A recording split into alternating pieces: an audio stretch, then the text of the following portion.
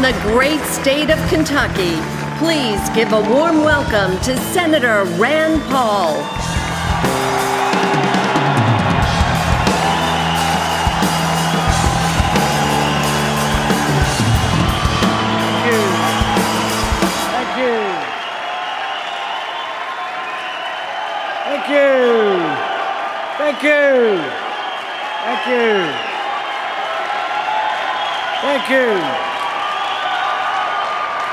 Thank you.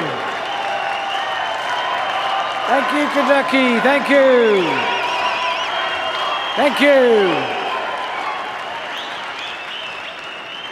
you.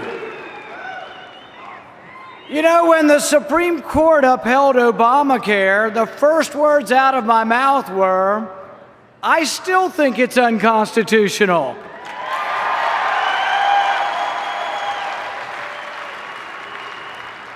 The left-wing blogs were merciless. Even my wife said, can't you please just count to 10 before you speak?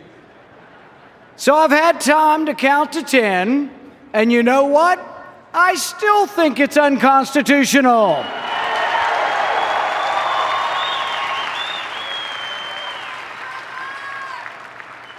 Do you think Justice Scalia and Justice Thomas have changed their mind? I think if James Madison himself, the father of the Constitution, were here today, he would agree with me. The whole damn thing is still unconstitutional.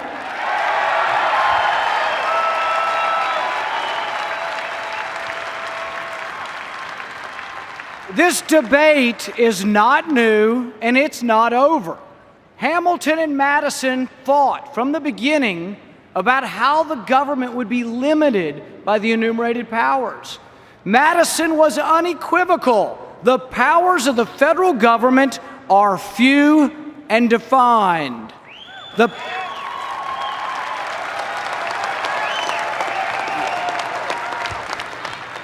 power to tax and spend is restricted by the enumerated powers. So how do we fix this travesty of justice? There's only one option left. We have to have a new president.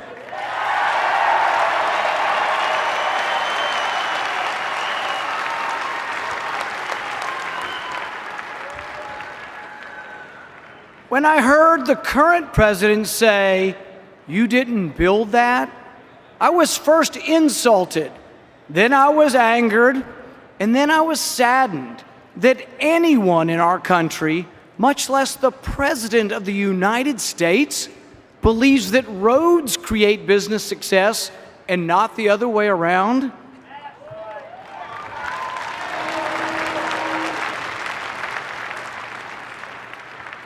Anyone who so fundamentally misunderstands American greatness is uniquely unqualified to lead this great nation.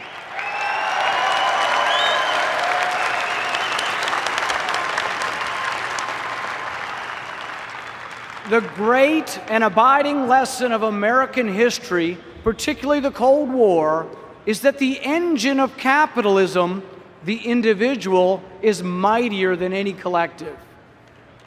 American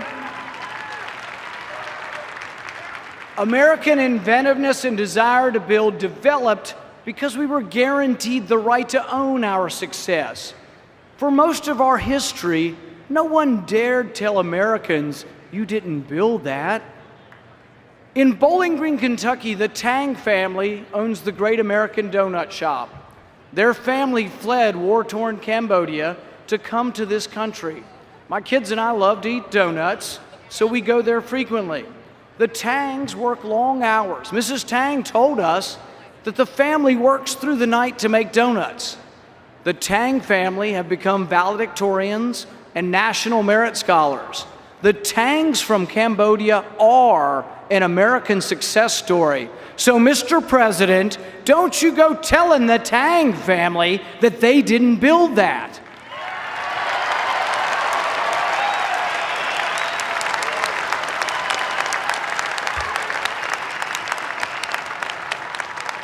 When you say they didn't build it, you insult each and every American who ever got up at the crack of dawn. You insult any American who ever put on overalls or a suit. You insult any American who ever studied late into the night to become a doctor or a lawyer. You insult the dishwasher, the cook, the waitress. You insult anyone who has ever dragged themselves out of bed to strive for something better for themselves and their children. My great-grandfather, like many, came to this country in search of the American dream. No sooner had he stepped off the boat than his father died. He arrived in Pittsburgh as a teenager with nothing, not a penny. He found the American dream, not great wealth, but a bit of property in a new land that gave him hope for his children. In America, as opposed to the old country, success was based on merit. Probably America's greatest asset was that for the first time, success was not based on who you were, but what you did.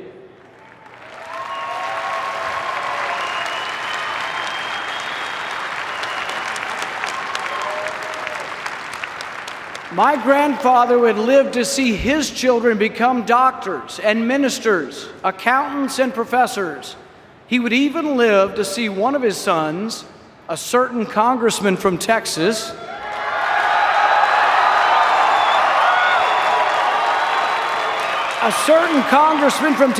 run for the presidency of the United States.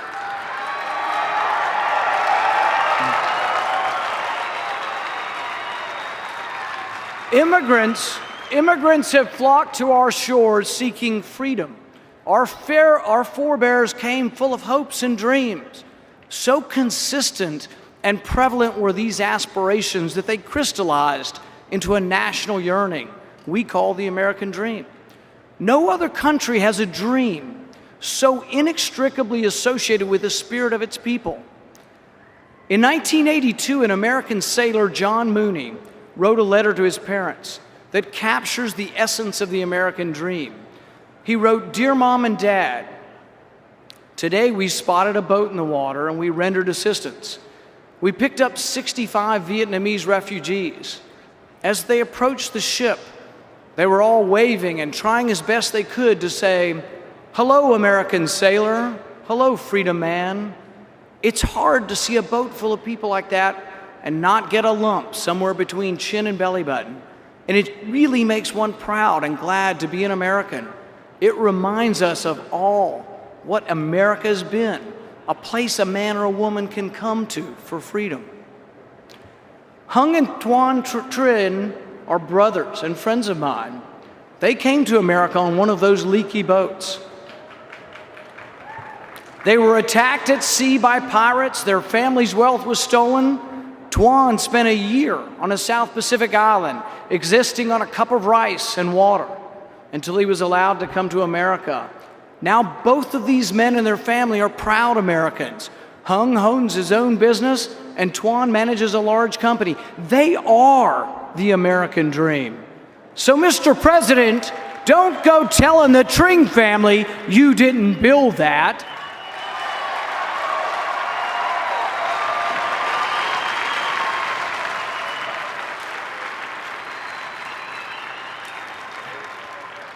When the president says you didn't build that, he's flat out wrong. Businessmen and women did build that. Businessmen and women did earn their success. Without the success of American business, we wouldn't have any roads, bridges, or schools. Mr. President, you say the rich must pay their fair share, but when you seek to punish the rich, the jobs that are lost are those of the poor and the middle class.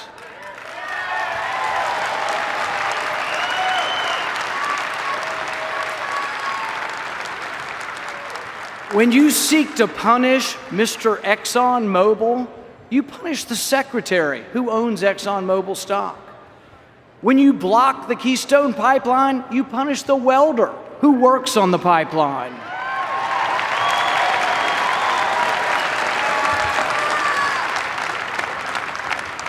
Our nation faces a crisis, America wavers. Unfortunately, we are one of a select group of countries whose debt now equals their gross domestic product. The Republic of Washington and Jefferson is now in danger of becoming the democracy of debt and despair. Our great nation is coming apart at the seams, and the president just seems to point fingers and blame others. President Obama's administration will add nearly $6 trillion to our national debt in just one term. And I'm hoping it's just one term.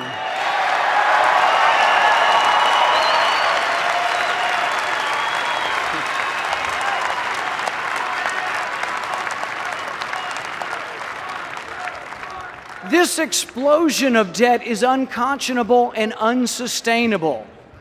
Mr. President, we will not let you bankrupt this great nation.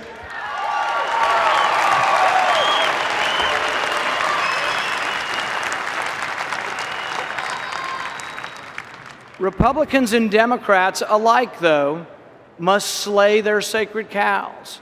Republicans must acknowledge that not every dollar spent on the military is necessary or well spent.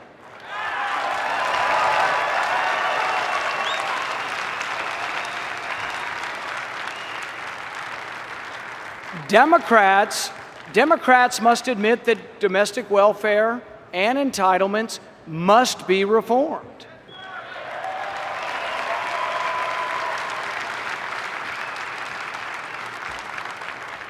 Republicans and Democrats must replace fear with confidence. Confidence that no terrorist and no country will ever conquer us if we remain steadfast to the principles of our founding documents.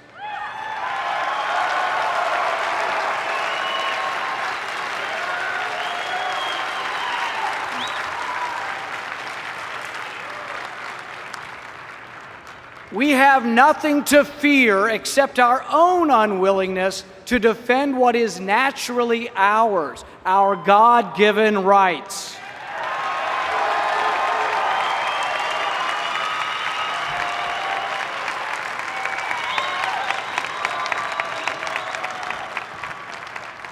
We have nothing to fear that should cause us to forget or relinquish our rights as free men and women.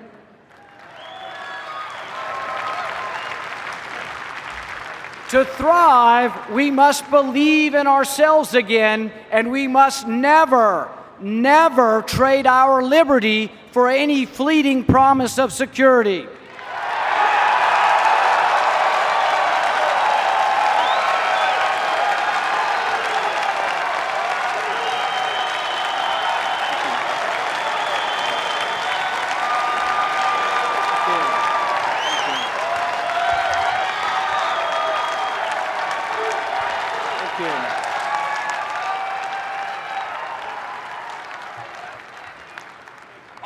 Author Paul Kenger writes of a brisk evening in a small town in Illinois.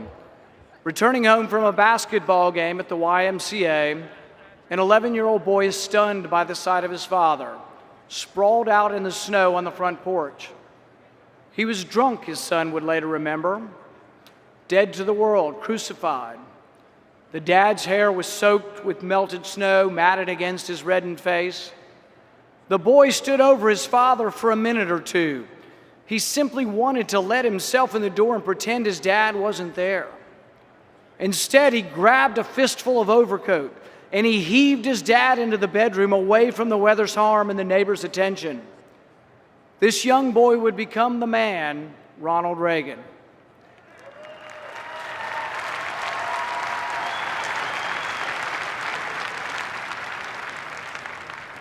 The man we know as Ronald Reagan, whose sunny optimism and charisma shined so brightly that it cured the malaise of the late 70s. A confidence that beamed so broadly that it pulled us through a serious recession.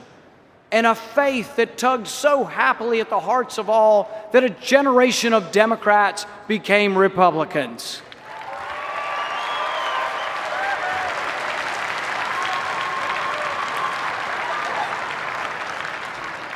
The American dream is that any among us could become the next Thomas Edison, the next Henry Ford, the next Ronald Reagan. But to lead us forward away from this looming debt crisis, it will take someone who believes in America's greatness, who believes in and can articulate the American dream, someone who has created jobs, someone who understands and appreciates what makes America great, someone who will lead our party and our nation forward. I believe that someone is our nominee, Governor Mitt Romney.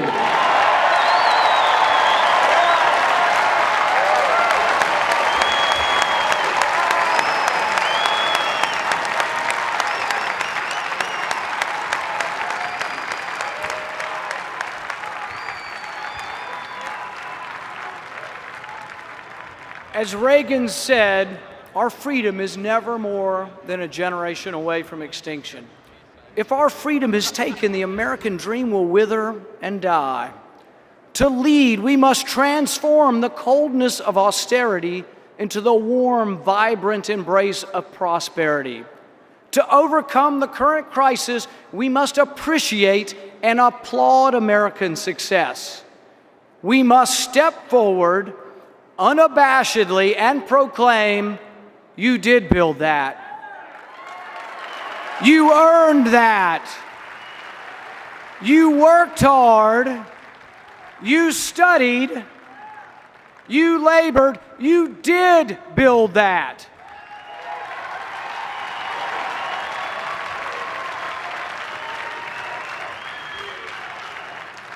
And you deserve America's undying gratitude, for you, the individual, are the engine of America's greatness. Thank you.